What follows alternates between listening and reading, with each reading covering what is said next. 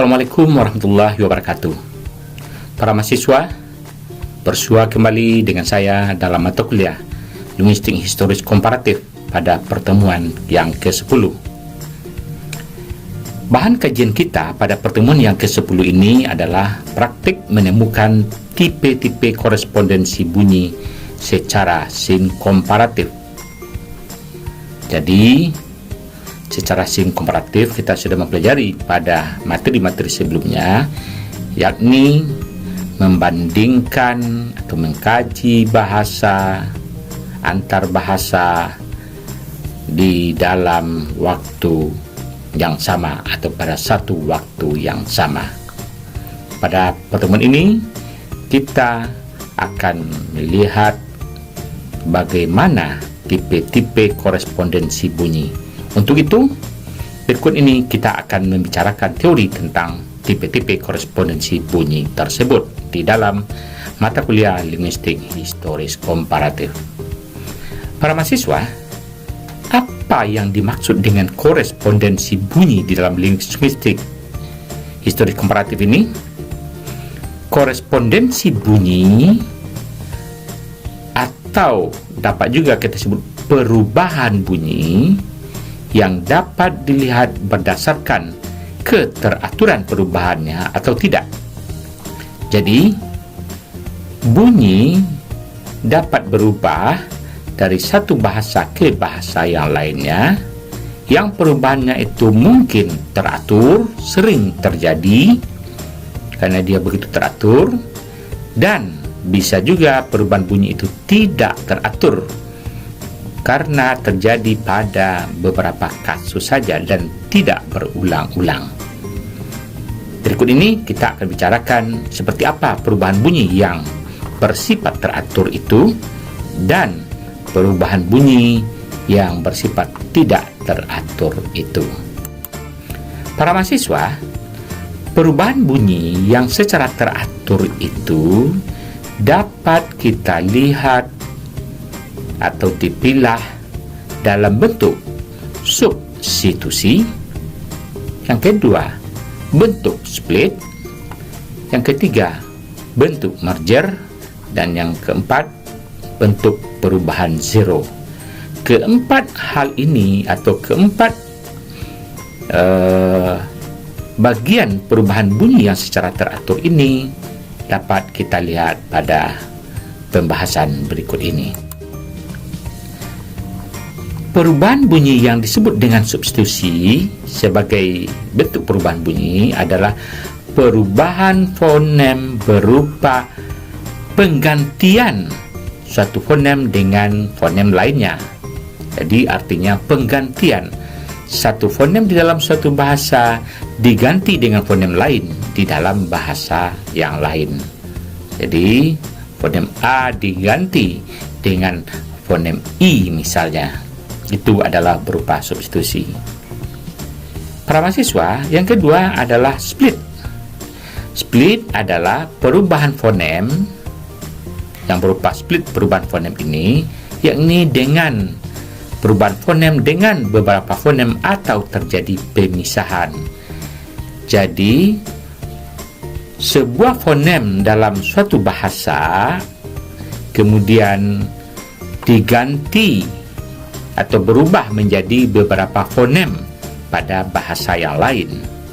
Jadi satu fonem dalam satu bahasa yang satu menjadi beberapa fonem pada bahasa yang lain.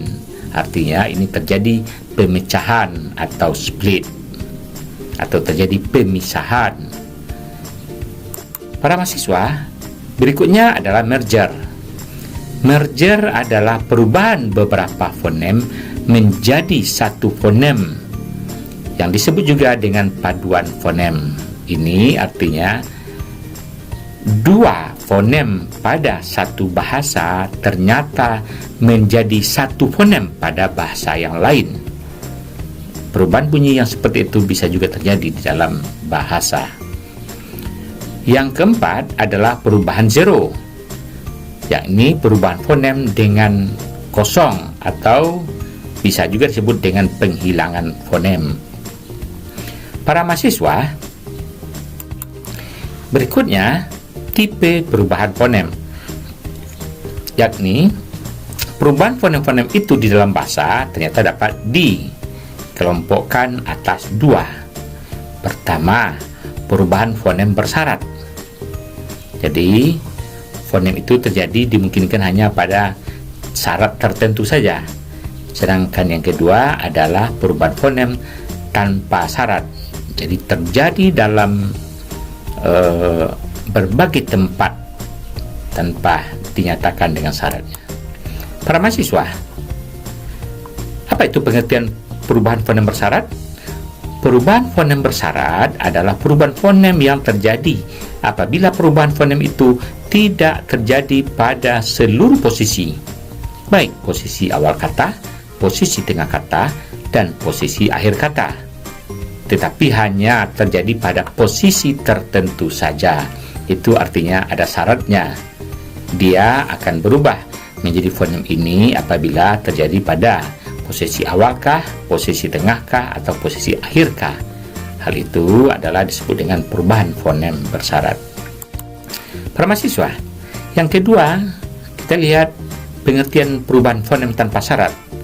Perubahan fonem tanpa syarat adalah perubahan fonem yang terjadi apabila perubahan fonem itu terjadi pada seluruh posisi, baik pada posisi awal kata, pada posisi tengah kata, dan pada posisi akhir kata.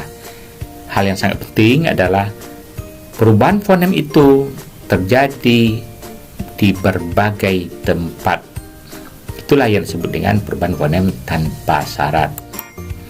Para mahasiswa, berikutnya kita lihat jenis perubahan bunyi atau fonem yang bersifat tidak teratur. Perubahan bunyi yang tidak teratur merujuk pada penjelasan Crowley, yakni lenisi atau pelemahan, penambahan bunyi, yang ketiga metathesis, yang keempat fusi, yang kelima unpacking.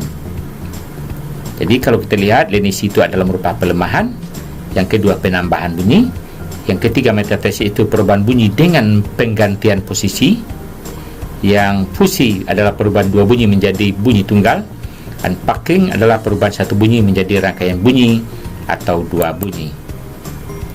Yang keenam disebut juga dengan vocal breaking. Vocal breaking, yakni pemecahan satu vokal menjadi dua vokal. Asimilasi, perubahan satu bunyi dari dua bunyi berdekatan menjadi sama atau lebih mirip dari salah satunya. Yang kedelapan adalah disimilasi, yakni perubahan satu bunyi menjadi kurang serupa dengan sejumlah bunyi yang lain atau dua bunyi.